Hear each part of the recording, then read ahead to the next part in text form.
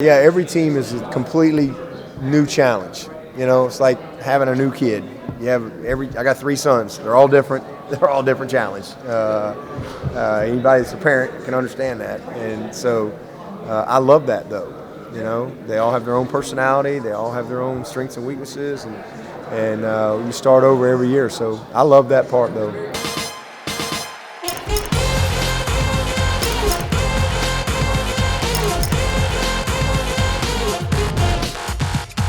Welcome to a special edition of Talking About Sports from the 2019 ACC Football Kickoff with Charles Arbuckle and Reggie Walker. We had some hot weather here in Charlotte, Reg, and I think the alarm is going off in here, but nobody's leaving. No, they are not leaving. Because it's colder in here than it is outside. And nobody messing with this Carolina heat right now because it's been hot. ACC Media Day, usually we get barbecue today, sandwiches, cold cuts, because they're trying to cool us off. Trying to keep everybody cool. But the Atlantic seems to keep going along very hot in this, if you think about it. Clemson, Syracuse, NC State, BC, that's the order of finish. There were a couple others, but I really want to focus on those. But with Clemson, you think about this Clemson ball club, what is it that they have to do to get themselves in a position again to challenge for the championship in the ACC, but get to the college football playoff? Well, it's interesting you say that because one of the strengths of this team, as explosive as they've been, has been defense. And I think the issue right now, I wouldn't even call it an issue for this team, is what do we know about some of the guys coming up on defense? They've played a lot, but in situations of being substitutes, giving guys rest, playing in a lot of blowouts. So some of these guys, particularly on the defensive line, that we haven't seen a lot of, have played, but we haven't seen them in a situation where they have to play 40, 50, 60 snaps a game. How do they respond to that? But I think on the offensive side, when you think about guys like T. Higgins coming back, Trevor Lawrence, the running back core with Feaster and ETN, I'm not concerned about that group at all. It's whether or not these guys on the defensive side of the football, particularly in the front seven, who haven't played heavy snaps, how do they respond? One of the things you bring up is interesting, and we'll go back to offense. Amari Rodgers hurt in the spring. They think they'll get him back. He was an all-everything guy for Clemson. But if you look at defense, I'm glad you went there, and I want to stay there a little bit because they lost some of their linebacking crew. That fabulous defensive front. Over the last 5 years, this stat stood out to me, 41 sacks or more over the last 5 years. That's unbelievable. And they didn't do it always with a lot of added pressure, meaning 5 or 6 or dogs or blitzes. They can do that. They can bring the kitchen sink. But I think with this defense now, losing that linebacking core like they did, they have some young guys back, but defensive front, you talked about that. But what is it going to take for them to not give up the big play over the top, especially if they're not bringing as much pressure as they normally do? Well, I think what you're going to see from this group, they're probably not going to take as many chances in the back end as they did because they don't have that group up front that they anticipate getting there. So guys are going to probably be coached a little bit more of keep things in front of you, at least until they get comfortable midway through the season. Then guys may take more chances trying to make picks. And I think the other thing they'll coach is, hey, remember, and a lot of defensive backs will tell you this, playing tight end, a lot of times if your quarterback's threw interceptions, when was it? Against zones, not against man. Because a lot of times against man, quarterbacks are just not going to take that shot because that coverage is there. But in a zone, they think they've got more space. I think you might see Clemson play a little bit more zone, particularly early in the year, and try to attack the football coming downhill to create big plays and create turnovers that way from the defensive side of the ball. But I still don't anticipate seeing a lot of heavy blitz packages, especially from those linebackers, because that group's got to really get acclimated to what they're doing. 2 Xaviers up front coming back, one a highly touted young man, and then also Tanner Muse, who is here. And that's the thing in the secondary. I think that's when you look at this team. Brent Venables has a good base there. Offensively, you talked about it, the explosive nature. They lose a couple of offensive linemen, guys that have been around the program for a long time. But what I will say about this offense, and talking to their co-offensive coordinator a few years ago, Jeff Scott, he was telling me, this young man that we have coming as a quarterback is going to probably be a first-round draft pick, maybe the first player pick. Kelly Bryant was in the position, did a nice job for 4 weeks. But everybody knew. Everybody was anticipating the arrival of sunshine, as I like to call him. Absolutely. But when you look at Trevor Lawrence and what he's able to do, talk about his development and now the expectations are going to be so much higher on a young man like that. Well, here's what I saw watching him last year. Early in the year when he first took over, he would run what they call. Yes. And as you saw him evolve, he had the keys to the car. And he started to orchestrate from the line of scrimmage. He would see things, and you would see him with high levels of confidence, checking off, orchestrating to his guys, hey, see this, because that's a sight adjustment for us. Yeah. And really helping those guys understand what they needed to do, what the adjustments were, what the reads were, and he was making those big-time plays and big-time throws. I can tell you, watching that national championship game, Alabama tried to do a lot of things, disguising coverages, moving guys around. Yeah. He was anticipating everything that they were doing. It's clear that his IQ and understanding what defenses are trying to do to him, and I think that's the most important part when you're playing quarterback. Every quarterback knows how to run their stuff. Yes. But what is the defense trying to make me have to take? And how do I respond to that in a way that allows my offense to remain successful and exploit them big? And what I saw in that national championship game was he was willing to make any throw. He was willing to turn around and hand the football off. And I think that's the big key. I think as long as they keep ETN and those guys involved in that running game, particularly with some play action things and RPOs, I think this kid has a chance to be more than excellent because he really understands what defenses are trying to do and how to attack them. You look at this offense, you look at this defense, special teams, they have everything there. What's the biggest issue for Syracuse? I mean, not Syracuse, I guess I'm Freudian slip. Yeah. Because Syracuse has been that team 2 years in a row, knock quarterbacks out. Right. Give them a tough time. Absolutely. At home, the game I called a few years ago. So maybe I'm giving you the answer to my question that I'm going to ask you, but you may see something outside of that. What is Clemson's biggest issue besides Clemson? If they don't focus on themselves, what can happen to them in the conference? I think going up to Syracuse is just a dangerous game, and here's why. And it goes back to what Coach Babers told us last year and previous before that, right? Yeah. When he first got there and his first ACC media day, he walked around, he looked around, and goes, my guys don't look like a lot of these guys. Yeah. Well, now his guys look like a lot of these guys. He's got some guys that look like Clemson guys. Yeah. And I think now he knows I've got to fight. I've got some dogs that can fight. Yeah. I can scheme it, and we're just going to play checkers against each other as coaches to figure out who's going to win the game. But I think going up there, and look, 2 years ago, they had that heroin experience. It was a Friday night. Quarterback got knocked out. They got beat. And listen, that's what Syracuse can do to you up there. Yeah. The only person I've seen completely embarrass them up there in the Babers era was Lamar Jackson. We know how special he was. Yeah. Other than that, you go into the Dome right now under Dino Babers with this physical football team that knows how to play the right way. They hard-nosed, smart on defense, opportunistic on defense, and take what you give them on offense. That's a dangerous place to play. And I think, again, we talked about it, particularly on defense with Clemson. They're younger than they have been. These guys have played, but they're still sophomores. A lot of them are even freshmen. And so you're going to have to understand what it's like to go in that environment. And I think the key for Syracuse in that is it's the first road game of the season for Clemson. And that's what makes it dangerous with young guys. After A&M. After A&M. Woo! I'll tell you this. Yeah. One of the hottest places you'll ever. I've called games there. Yeah. I'm hot right now because we're about to be here. But I'll say this. That game was warm that night. Yeah. Fans left and came back after halftime because they saw the game was close. That's one of the loudest places you're going to play inside. I think if you're Clemson, you got to know we've got to come out firing. You said it best. Road games are always the toughest. Yeah, and the first road game for young players, they don't know what to expect. They haven't been on the plane. They haven't been to the team hotel. They don't understand the process of Friday night snack, pregame meal. They're figuring all of that out because they haven't been on the road. Speaking of the devil, we were talking about Syracuse. We have Dino Babers. Coach, we talked about your team, what you were able to do over the last few years. I know you're not where you want to be. Tell us what you're looking for this year as a next step. Well, I think the biggest thing is that we got to continue to be consistent and not occasional. Obviously, last year was a fantastic year, 10 wins, haven't done that since 2001.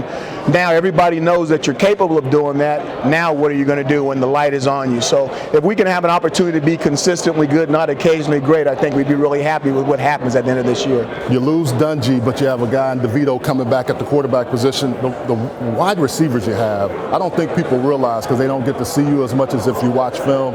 You're young guys can really play, and your offensive line seems to be up and coming as well. I think our young guys are really talented. I think we've got some older guys at that position that can still carry us, though. You're right. I think we've got a talented underclass. We're still looking for that dynamic wide receiver in one of the recruiting classes coming in that we think that can be that big-time guy.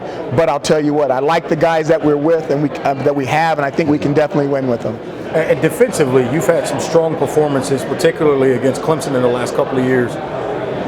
And a pretty consistent group defensively, but where's that next step you're looking for from the defensive side of the ball with your guys in 2019? You're talking about in 2019, I really think the strength of our team is the defense. And I think the second strongest part of our team is actually our special teams. Lugosa winner with our freshman kicker, Sterling, our punter is an NFL punter. When you got two NFL kickers and you got a defense with that much talent coming back, we need to lead with our defense and our special teams and supplement it with our offense, believe it or not. But I really think that our defense has got some cats, and I think they're special, and I think we're going to be able to win some games on defense this year. Coach comes in and drops a few, so fresh and so clean. Yeah, right. I love the shoe game. I love it all. So hopefully it carries over to the season like we know it will do. Always a good time. Thank you, Coach. Good luck this season. Appreciate it. You guys have a good one. Always a pleasure.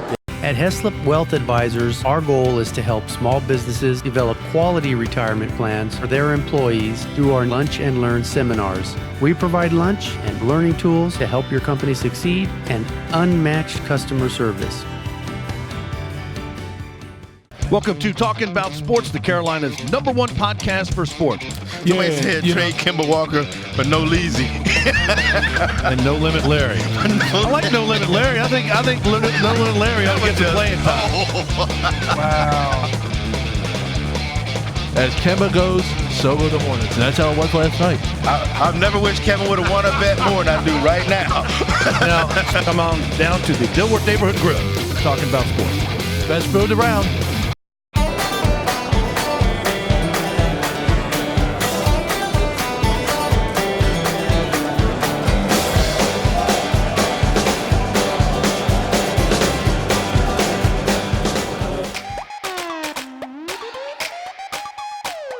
Hey, Reg, tight end to tight end. I saw Dave Doran. He's a former tight end. We didn't get a chance to get him on air, but I talked to him briefly. And the one thing I'm interested in, with Ryan Finley now being gone, what happens with this team? They've lost some weapons, Kelvin Harmon on the outside, but Ryan Finley made that offense go. Yes, he did. And I think that's going to be an interesting piece, whether it's McKay, who's many think is the incumbent and he's going to be the guy. And then you got the kid Hockman that was a JUCO transfer, came from Florida State. They got to get that solidified first. And the main reason why is because that's been their calling card for the last few years, is the quarterback that can make things go. They've got to get that worked out, find some consistency in the running game. And because anytime you have a young quarterback or an inexperienced quarterback, you got to have two things. You got to be able to turn around and hand that thing off, and you got to have a Charles Arbuckle at that tight end spot to take some pressure off in that short to intermediate passing game.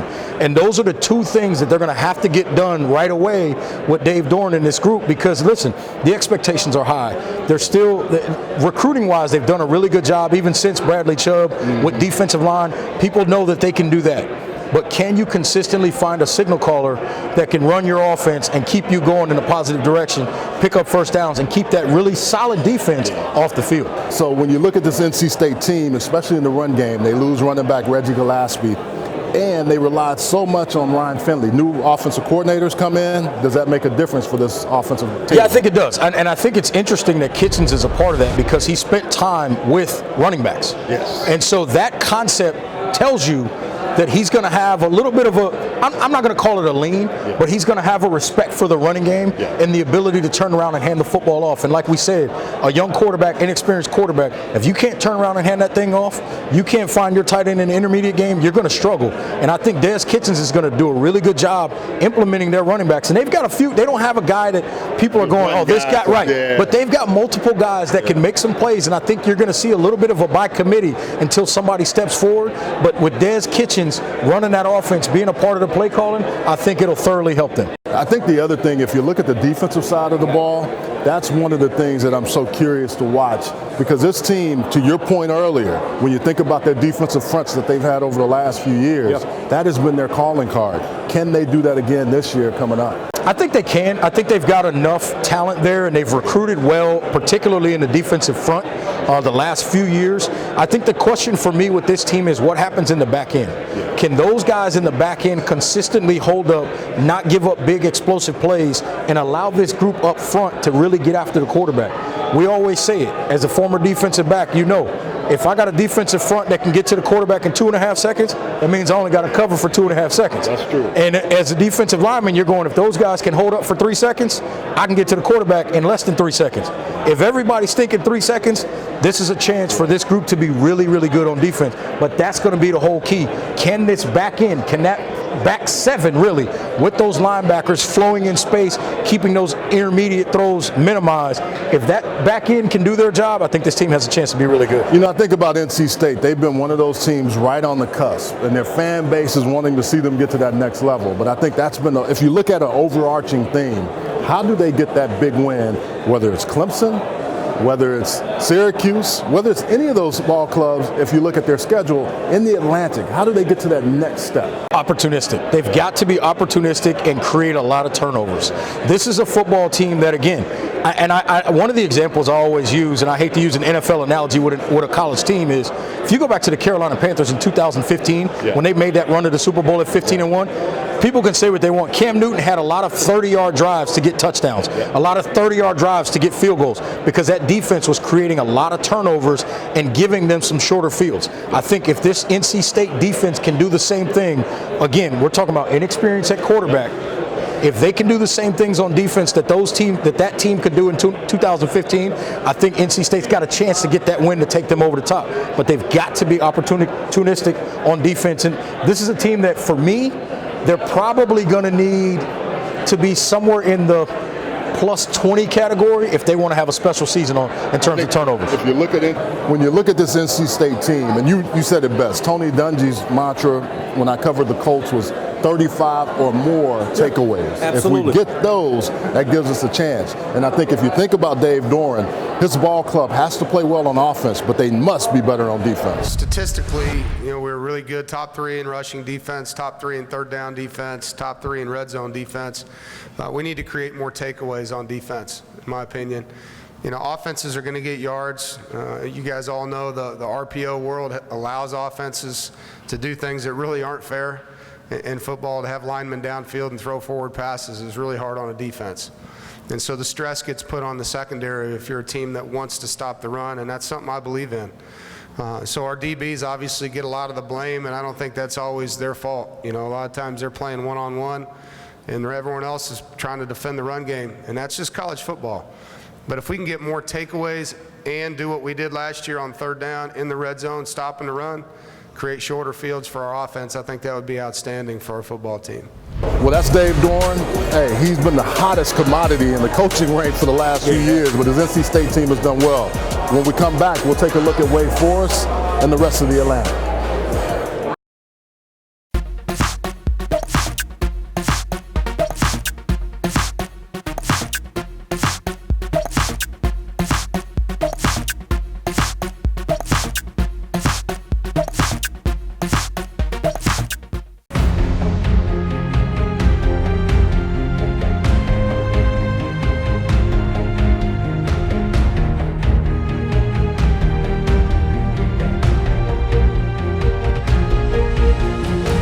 Answer the phone, that's when, I was told that Mike Jr. was injured.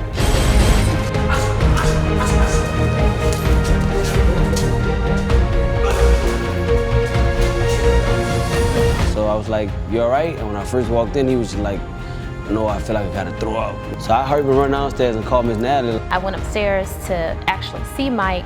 He seemed to be in pain. I remember just hearing her voice. Asking Mike, am I good? But, since I was breathing heavy, not feeling good, I couldn't, respond. He was still throwing up, and his breathing was labored, and it just put me into an alarm state. So I was afraid he was going to go in a coma. and I didn't want Mike to go unconscious. I said, I'm going to call the ambulance. You just got, it sounds like you got punched in the eye with like a thumb, so now you just got knocked bombs in. It was a pretty scary moment for us. I knew it would be a matter of time, not even a matter, before Mike was on the road. And by the time he called me back, he was on the road.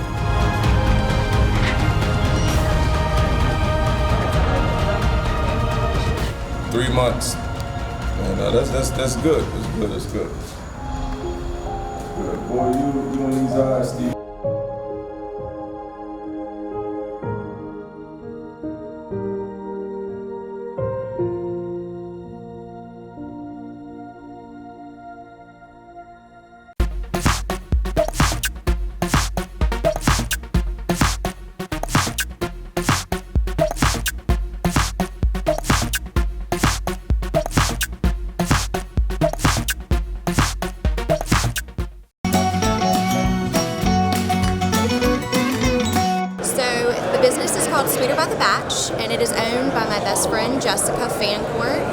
We are a Greensboro in-home bakery, and we make custom sugar cookies for every occasion, from birthdays to weddings and holidays, as well as corporate events. We do logo cookies, but they're all custom sugar cookies, and they're made with royal icing.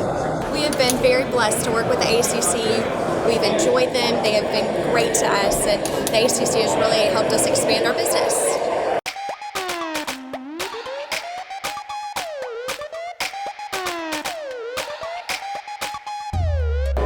Next, we got to talk about Wake Forest. Dave Clawson and his ball club, they have been a thorn in a lot of people's side. Every time you think this team isn't going to do much, they do a nice job. What do you think about Wake Forest this year? Well, I think the thing with Wake is they got to get the quarterback thing figured out. We talk about that all the time. Football is based on quarterbacks now. Yeah. But to add to that, they need to find a bell cow guy that can just flat out make plays for them. Last year they had a guy like Greg Dortch, punt return game, receiving game. He spent a lot of times with injuries the last couple of years, but when he was available for them, they were dynamic. He could run a punt back for you.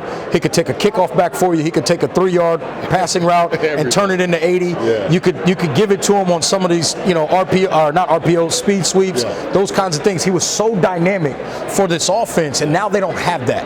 And the question is, with all the recruiting that Dave Clawson's had a chance to do since he's been there, does he have another one of those in his cupboard somewhere? Because if they don't have a key playmaker, Wake is not going to overwhelm you with athletes. They're just not, and that's not a slight on them. That's not how they operate.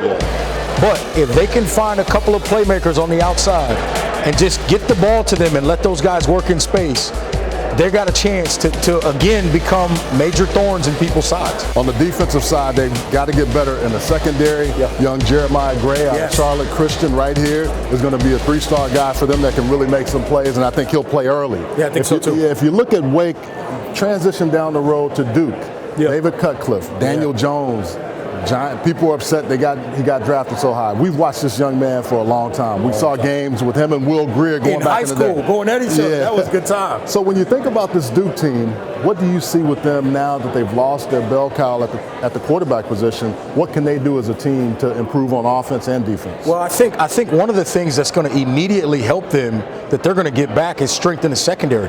Mark Gilbert was out all of last year. One of their talented corners had an ACL injury. He missed all of the year, basically.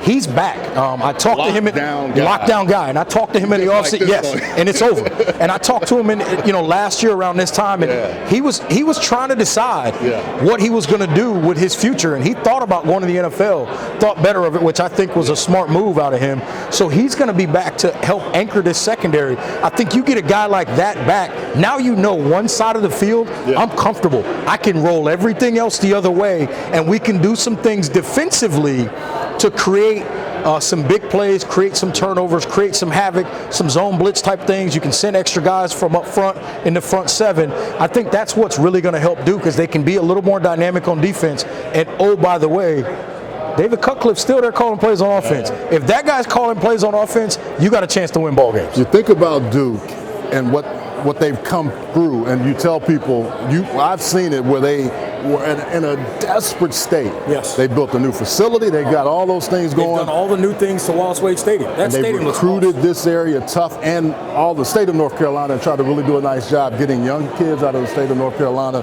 They've done a really nice job, and I think that's why you see them challenging, and some people they always write them off, but I always say be careful of both Duke and Wake Forest because they get enough kids locally that really want to play. And I think the other thing with Duke that they've done a really good job with, and that includes a guy like Daniel Jones, and is they're finding the independent schools in the state of North Carolina. They call it the independent school, independent school athletic association, whatever they call it. But those are a lot of the kids that can meet the academic requirements that Duke requires. And so when they're doing a really good job recruiting in those areas, and a lot of these kids can really play some football. So you add those components and you get them to Duke. That's why this football team has a chance, and they continue to be dangerous. You hit the nail on the head. David Cutcliffe has done a really nice job. Let's take a listen to what he said about his school and what's going to happen in 2019. I have great confidence in Quentin. I had great confidence in Daniel his first full year as a starter. They're a little different. One of the things that I've been fortunate to do in my career is have to replace first-round draft choice quarterbacks. It's not an easy task. I think the thing that we've got to realize is that it's all about what they can function within and what they do well. Daniel Jones has got a new era, a new opportunity. We're happy there. I could not be more excited. How about having a fifth-year senior to step up and step in? When I look at Alabama, I see recruiting, I see coaching, I see conditioning, I see all 8 phases of the game being outstanding. So what that does for us, it's a clear and concise signal to these young men as to what you have to do to prepare. You do what good teams do. You prepare and you go play well. And that's our focus in entirety. There you have Coach David Cutcliffe giving us a look into what's going to happen with this season. We'll be right back to talk a little bit more from ACC Media Kickoff. Welcome to Talking About Sports, the Carolina's #1 podcast for sports. Somebody said trade Kemba Walker for No Leezy. And No Limit Larry. I like No Limit Larry. I think No Limit Larry ought to get some playing time. Wow. As Kemba goes, so go the Hornets. And that's how it was last night. I've never wished Kevin would have won a bet more than I do right now. Now, come on down to the Dilworth Neighborhood Grill, Talking About Sports. Best food around. At Heslop Wealth Advisors, our goal is to help small businesses develop quality retirement plans for their employees through our Lunch and Learn seminars. We provide lunch and learning tools to help your company succeed and unmatched customer service. Every time I do that, our coaches get mad at me at the end of the season. Well, nobody else did that. He's deadly in the return game, great leader, he's an all-around great guy. And I just seen immediately just like the impact of everything that Coach Diaz was doing.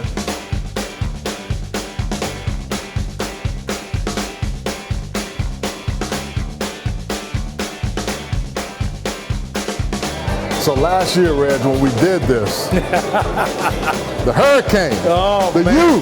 I picked the U to win the league. Hey, the Coastal is always crazy. I used to always call it the crazy Coastal because it is. It is. But when you think about the landscape of the league and whether you go to the Coastal or stay in the Atlantic, give us some more thoughts that you have about the ACC in general this coming year. Well, I just think there's so much to see this year.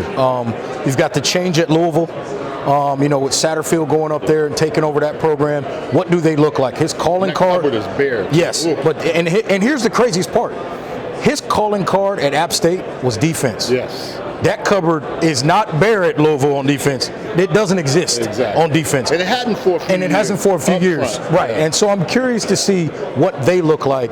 And then Florida State. I mean, obviously Willie Taggart, the heat's been on, and the heat is turning up. And I heard him earlier say, somebody asked him, say, hey, Coach, you implemented the Gulf Coast offense. What is that offense designed to do? And Coach Taggart, kind of matter-of-factly, and I love him, I respect him for this, he said, it's designed to score. And you know what? What coach's offense isn't designed to score? Yeah. And so I think that was a fair answer from him. But at the same time, I think the big thing with Coach Taggart is there's been a lot of sort of phrases from him over the last couple of years since he took over. And I think people just want to see wins. We were here last year. Brian Burns no longer there. Correct. Harlan Barnett has to now replace him. That's right. And some others on that defensive front.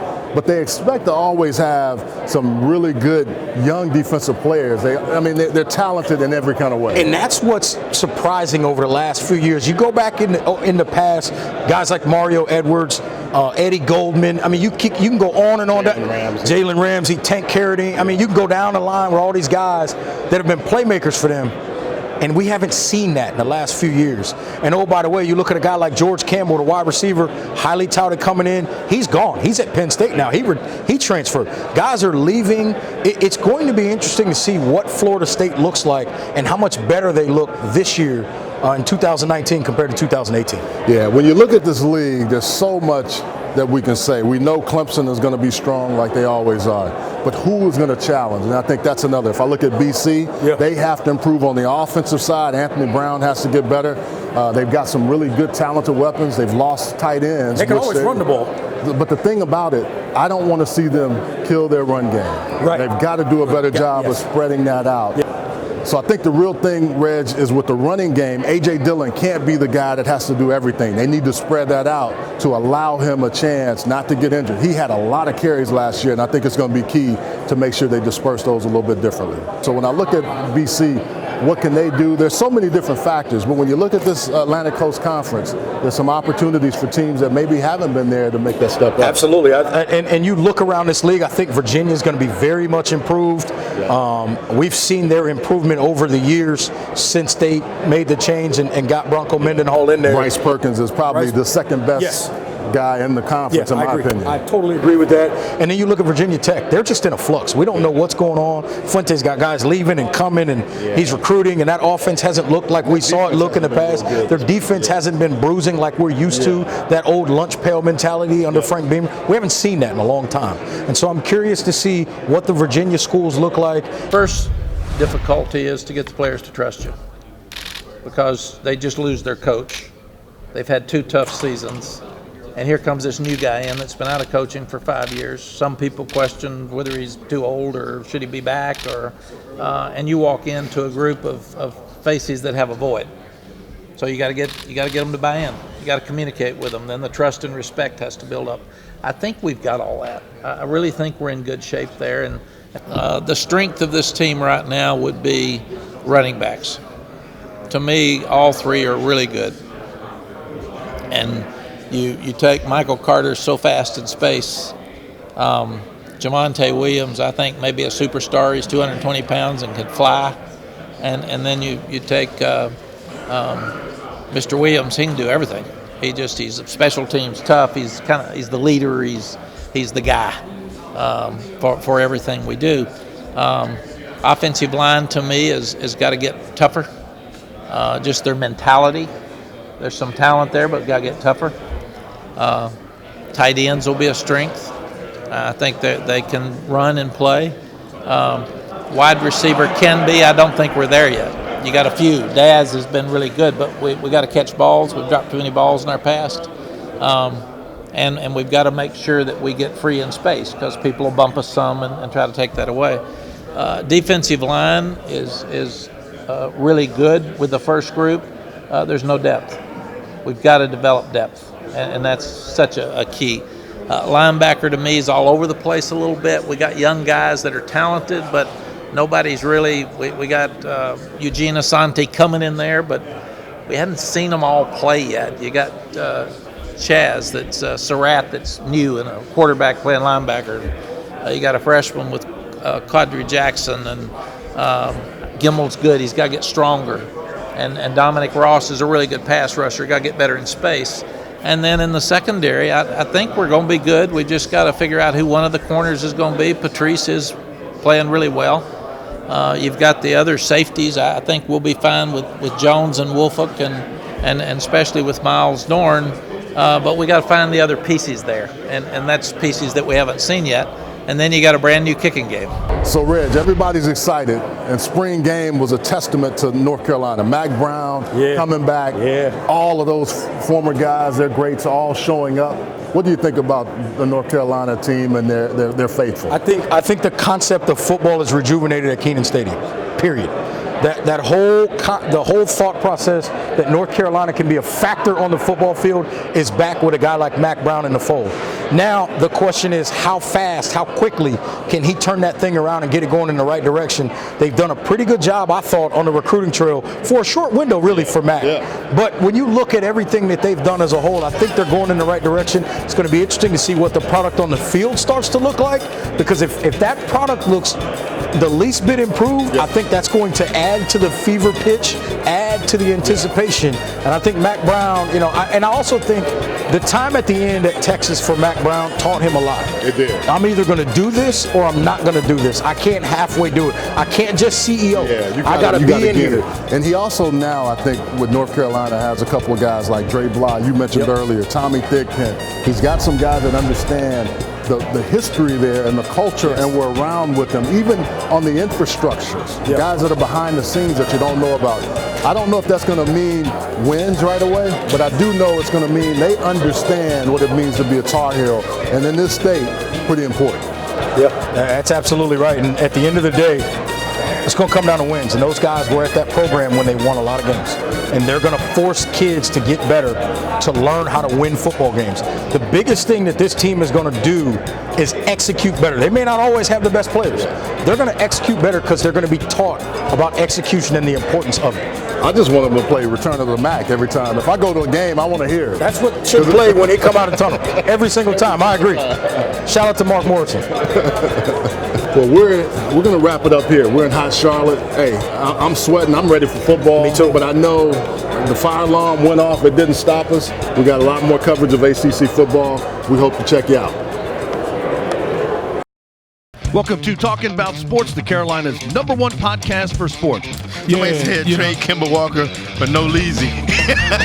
And No Limit Larry. I like No Limit Larry. I think No Limit Larry ought to get some playing time. Wow. As Kemba goes, so go the Hornets. And that's how it was last night. I've never wished Kevin would have won a bet more than I do right now. Now, come on down to the Dilworth Neighborhood Grill, Talking About Sports. Best food around. At Heslop Wealth Advisors, our goal is to help small businesses develop quality retirement plans for their employees through our Lunch and Learn seminars. We provide lunch and learning tools to help your company succeed and unmatched customer service. Welcome to Talking About Sports, the Carolina's #1 podcast for sports. Somebody said trade Kemba Walker for No Leezy. And No Limit Larry. I like No Limit Larry. I think No Limit Larry ought to get some playing time. Wow. As Kemba goes, so go the Hornets. And that's how it was last night. I've never wished Kevin would have won a bet more than I do right now. Now, come on down to the Dilworth Neighborhood Grill, Talking About Sports. Best food around.